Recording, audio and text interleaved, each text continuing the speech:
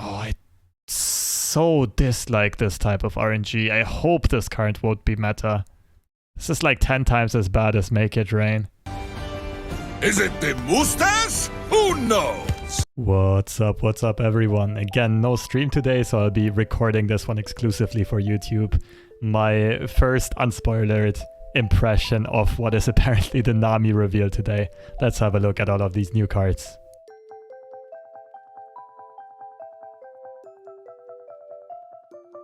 Alright, 3 mana, 2/3 Attune, so 2.5 mana. When you cast a spell, grant +1/+0 to the weakest other ally that isn't immobile. So basically buffing up charm blockers. Gained a 7+ spell mana this game. That's an interesting level up condition. So I suppose Attune is one possibility, and the other one's just banking spell mana naturally. The third one would be something like Flash of Brilliance, refilling spell mana, Tortured Prodigy, those kinds of things. Wonder how consistently you can get that on like turn 5 or 6 already. Depends on the support package, of course. So this just shows us that the prank package and so on was not only meant to be for Fizz, but also for Nami, synergistic there.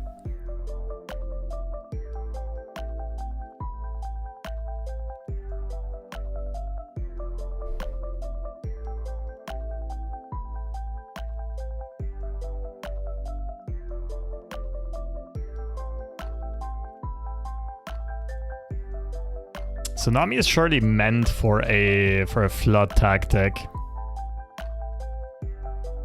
No pun intended here, but I mean rather a swarm tactic, like a zoo type of tactic.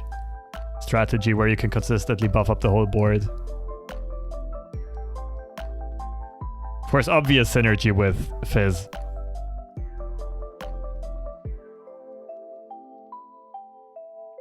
When you cast a spell, grant +2/+1 to the weakest other ally that isn't immobile. Yeah, Nami pays off like very quickly if you pair her with a bunch of cheap spells. I'm a bit surprised that thematically she's in Bilgewater. But yeah, that's another story. A couple of these region declarations have been a bit surprising in LOR. Like, Nami isn't really much of a tempo loss, that's the interesting thing. 3 mana, 2/3 Attune is already not really overcosted, and as soon as you play like 1 or 2 spells, it technically already paid off. You're playing like 2.5 mana to play Nami, and once you play 1 or 2 spells, you're getting a 3/3 or a 4/3 body, which is already good. And then if the longer she sticks, of course, the better she gets. The issue is, again, it's a body that you don't necessarily want to attack or block with. Kind of a bit of a backline engine in a deck that usually wants to swarm or play aggressively. So maybe it's not like the most natural fit. Also, a deck that plays aggressively does not necessarily want to bank spell mana, right? But this is where Attune cards come in super duper handy. Like the Otterpuss. Or a Slippery Wave Rider even. That kind of stuff. Okay, I'll check those out at the end of the video.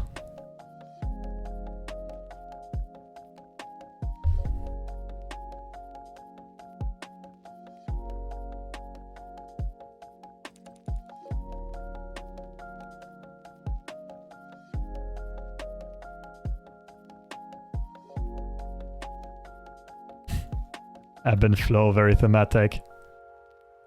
Nami was one of my League of Legends mains. I used to main support. Nami was pretty good.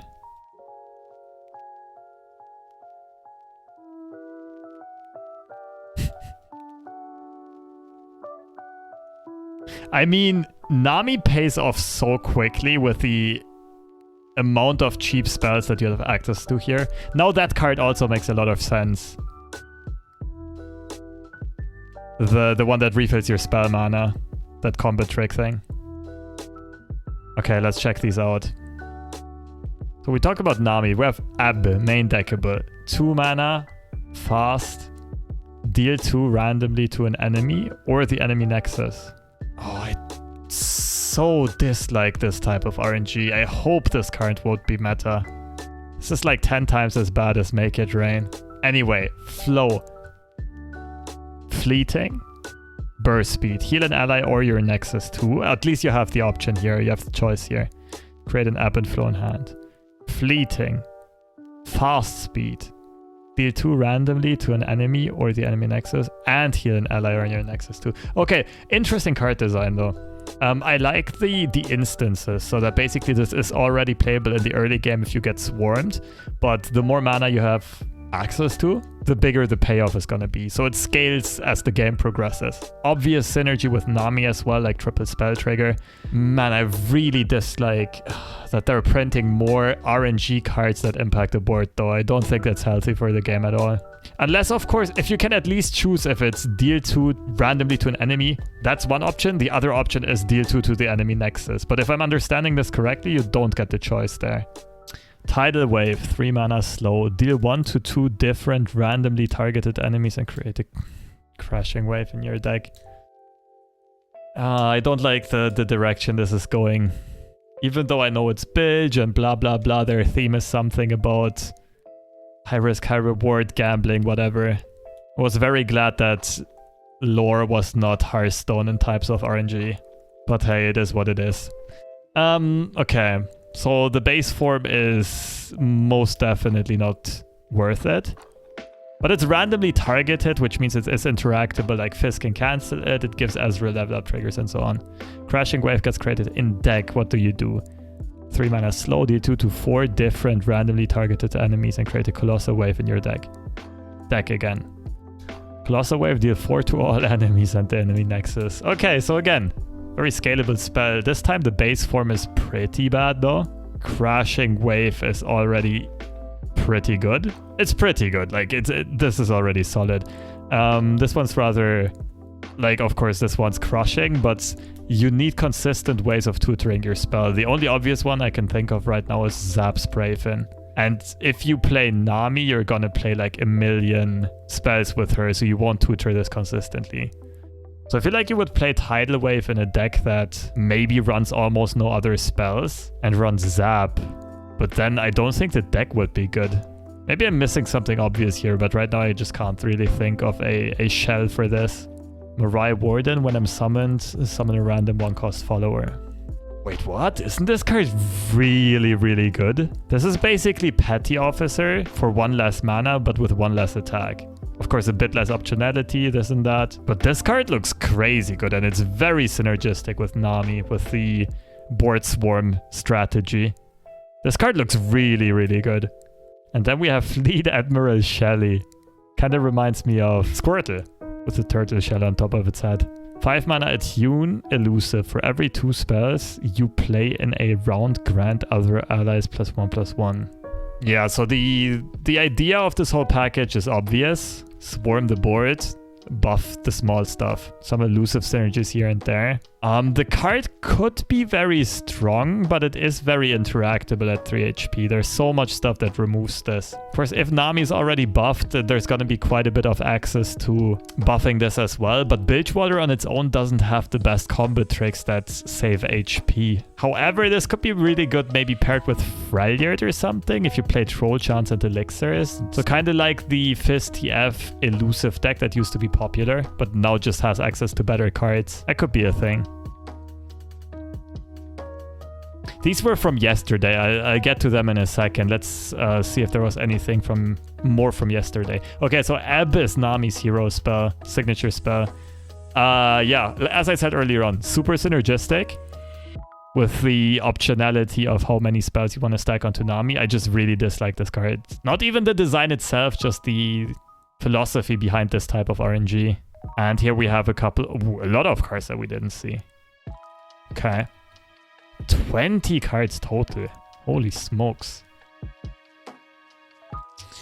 4 mana 2/3 fearsome. When you cast a spell, give me +2/+0 this round. But this is stackable. Interesting.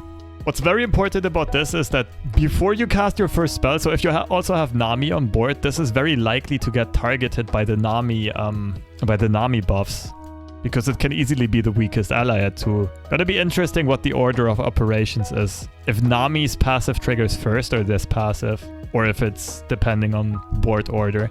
On its own, I don't think the card is very strong. I think in the Nami shell, it can be very, very strong.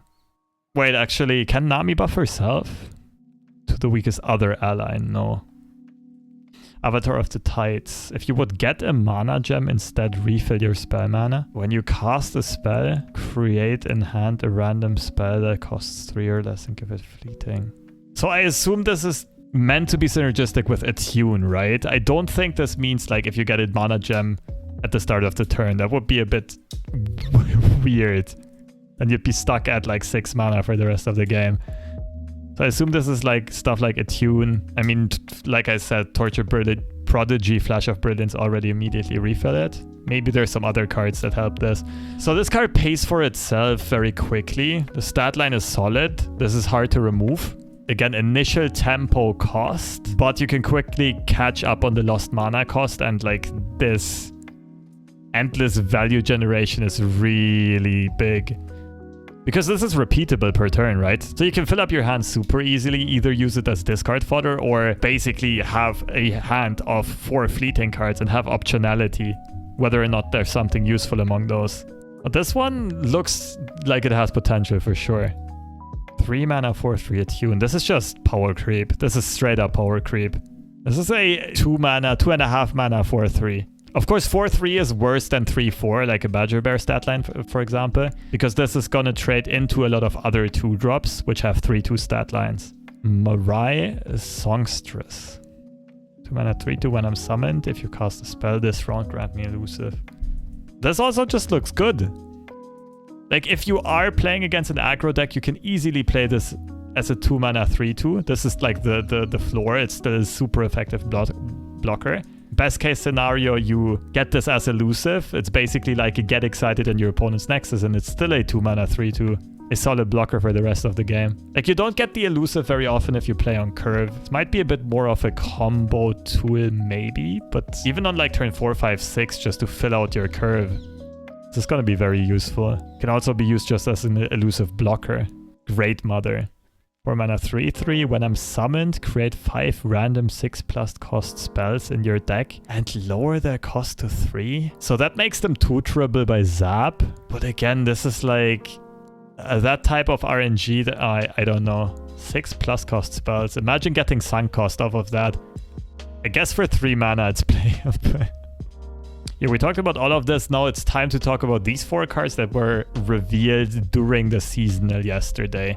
On the different shards. Everyone, I think, revealed a card.